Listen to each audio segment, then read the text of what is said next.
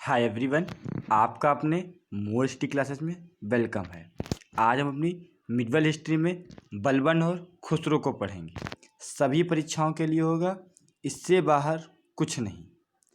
आप भरोसा कीजिएगा, हर एक पॉइंट पे सही होगा, कोई भी इसमें गलत नहीं होगा, डाटा बिल्कुल सही है।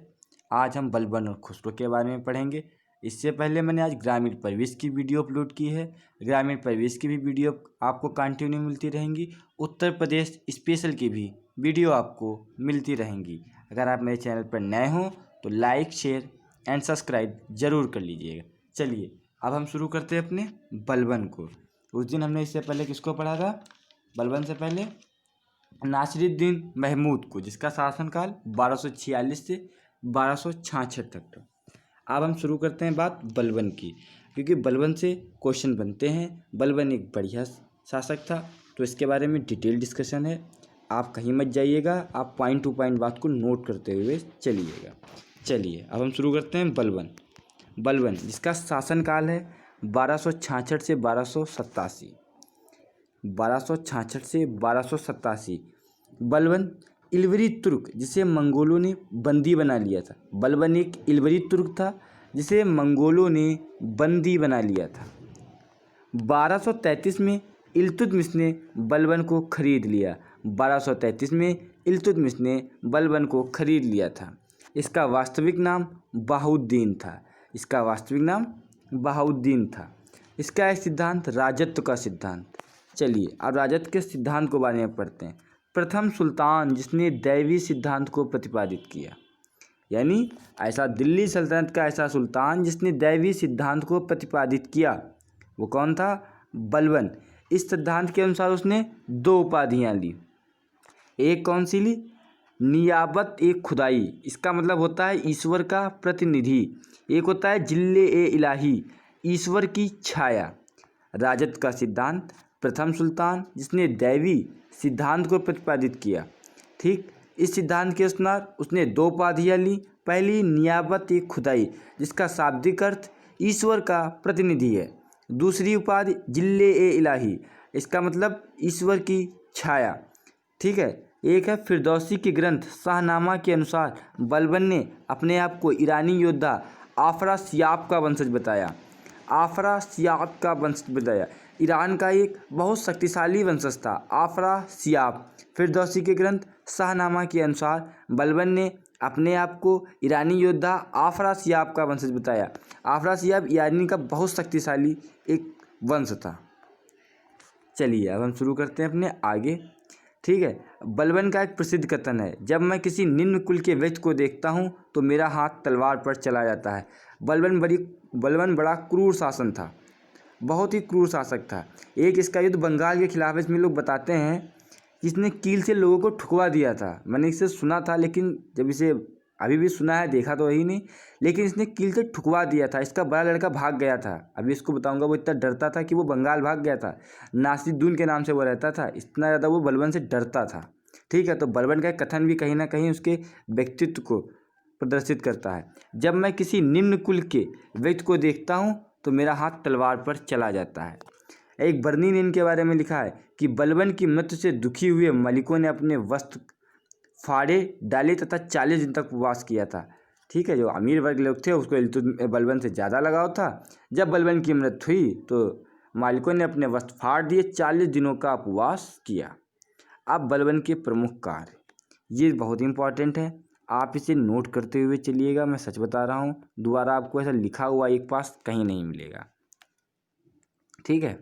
अब क्या इसने किया? सबसे पहले दरबारी अनुशासन। क्या उसने किया? दरबारी अनुशासन। अब दरबारी अनुशासन होता क्या है? इसने सबसे पहले फारसी परंपराओं की शुरुआत की।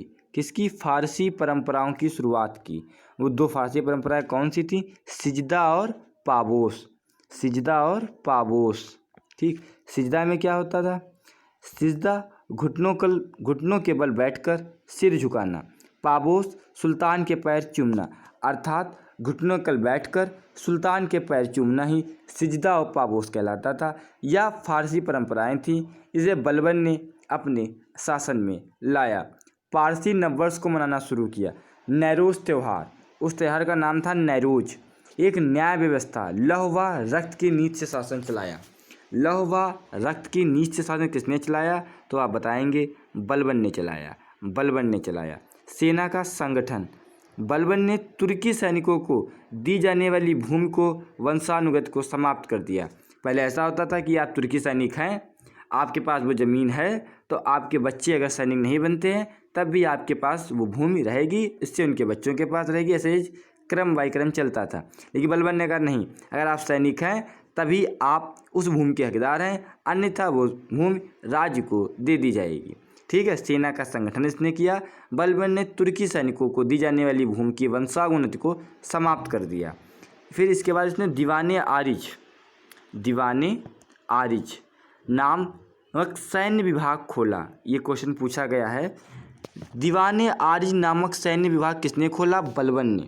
और इस पर सर्वप्रथम इमाद उल मुल्क को सौंपा। यहाँ पर सर्वप्रथम इमाद उल मुल्क को सौंपा। इसने गुप्तचर विभाग की स्थापना की थी, उसका नाम बरीद मुमलिक का गठन। एक गुप्तचर विभाग था, बरीद मुमलिक गठन। बरीद एक सर्वोच्च अधिकारी था और गुप्तचरों को नगद वेतन दिया जाता था। इसने चालीसा के दल की समाप्त कर दी। क्यों समाप्त कर दी? ये जरूर इंपॉर्टेंट बात है, क्योंकि चालीसा के दल से यह खुद उठकर आया था और यह चाहता था कि उस दल से कोई ऐसा व्यक्ति ना उठकर आ जाए जो इसे शासन से हटा दे। इसलिए इसने सर्वप्रथम चालीसा के दल की भी समाप्ति की। 1289 में बंगाल के तुगरिल खां के विद्रोह का दमन करते हुए बलबन ने भयंकर हिंसा का प्रदर्शन किया।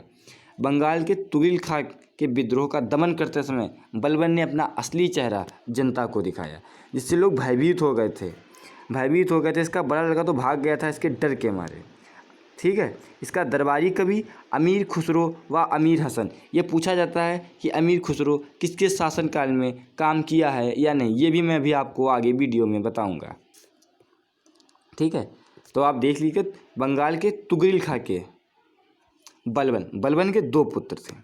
एक थे शहजादा महमूद, ठीक, और एक था बुगरा खां। जो शहजादा महमूद था ये मंगोल के आक्रमण में मृत्यु हो गई। शहजादा महमूद बहुत अच्छा लड़का था, इसका एक होनहार लड़का था। बुगरा खां हमेशा नशे में धुत रहता था। पिता से डरकर ये बंगाल भाग गया था तथा नासिरुद्दीन के नाम से स्वतंत्र करता था। और बुगरा खां का ही पुत्र था कैकूबात और शहजाद महमूद का पुत्र था कै खुसरो।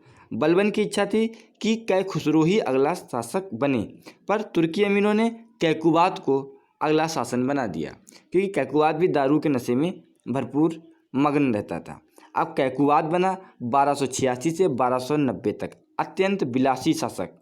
1290 में जलालुद्दीन ने यमुना में से फेंक दिया। ठीक, फिर इसके बाद क्यूमर्स बनता है। क्यूमर्स कैकूबात का नाबालिग पुत्र, क्योंकि कहीं ना कहीं खिलजीवन जो जलालुद्दीन था ये अपनी निगाह टिकाए था, क्योंकि वो तो नशे में धुत रहता था, चाहता था इसके बाद कि मैं ही शासन चलाऊं। तो सर्वप्रथम उसने 1290 में कैकूबात को यमुना में फेंक दिया। कैकूबात का एक नाबालिग पुत्र था। इस खिलजी के संरक्षण में वो राजा बना, 3-4 महीने राजा बना, और उसे भी 1290 में कैकूबात द्वारा निर्मित किला खोरी के महल में जलालुद्दीन ने कैद कर लिया और उसने स्वयं आगे चल के खिलजी वंश की स्थापना कर दी। ठीक है, उसको हम आगे पढ़ेंगे। अब हम आपको बताने जा रहे हैं अमीर खुसरो का जन्म एटा के पटियाली गांव उत्तर प्रदेश 1253 में हुआ। कहाँ? एटा के पटियाली गांव 1253 में हुआ।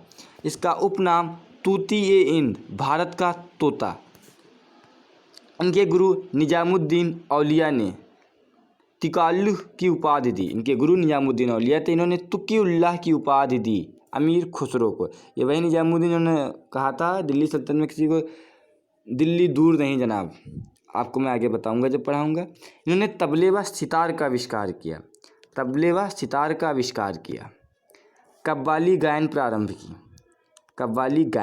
इनके प्रमुख ग्रंथ, ये बहुत इंपॉर्टेंट है, कुछ इंपॉर्टेंट है वो आप लिखिए। ये ग्रंथ है नूह सुपेहर। किसने लिखा है? अमीर खुसरो ने। पहली बात, अमीर खुसरो ने लिखा है। भारत की जलवायु व पुष्पों का वर्णन मिलता है इसमें। भारत की जलवायु व पुष्पों का वर्णन। इस ग्रंथ में भारत को स्वर्ग का उद्यान कहा गया है। ठीक है, आप नोट करते हुए चलिएगा इसमें क्या क्या बातें थी। इनका जन्म कहाँ हुआ? तबले व सितार का आविष्कार है। प्रमुख ग्रंथ नूह सुपेहर था। दूसरा देवल रानी। तीसरा तुगलकनामा। चौथा तारीख़-ए-इलाही या खज़ाइन-उल-फुतूह। ठीक। नूसपेहर, देवल रानी, तुगलकनामा, तारीख अलाई या खजाइनुल फुतूह, ये इनके बहुत ही इंपॉर्टेंट और चर्चित ग्रंथ थे। अब खुसरो ने किनके समय में शासनकाल किया, 6 या 9, बड़ा कन्फ्यूजन रहता है लोगों को। तो मैं आपको ये बता दूं, सबसे पहले आपको मैं 6 बताऊंगा। बलबन के समय ये था, कैकुबात के समय में थे, फिर जलालुद्दीन के भी समय थे, फिर जलालुद्दीन के बाद अलाउद्दीन आए, अलाउद्दीन के भी समय थे, मुबारक खिलजी के भी समय थे, और गयासुद्दीन तुगलक के, यानी 6 ये प्रमुख सुल्तान थे। कुमर्स जो थोड़े समय के लिए बना, उनके भी समय काल में ही कहे जाते थे। उमर खिलजी ये भी थोड़े समय के लिए बने। और खुसरो का अगर ऑप्शन में 6 दे रखा है तो आप 6 करेंगे, अगर 9 दे रखा है तो आप 9 करेंगे, अगर 9 नहीं दे रखा, 6 9 दोनों दे रखे हो तो 9 ज़्यादा सही है। ठीक है। इसके बाद कल मैं आपको खिलजी वंश के बारे में बताऊंगा। इसी प्रकार आप हमें अपना सहयोग देते रहें। आप हमारे चैनल पर नए हों तो लाइक शेयर सब्सक्राइब जरूर कीजिएगा। आपको इसकी PDF भी मिलेगी अगर आप कमेंट बॉक्स में बताते हैं। चलिए, धन्यवाद।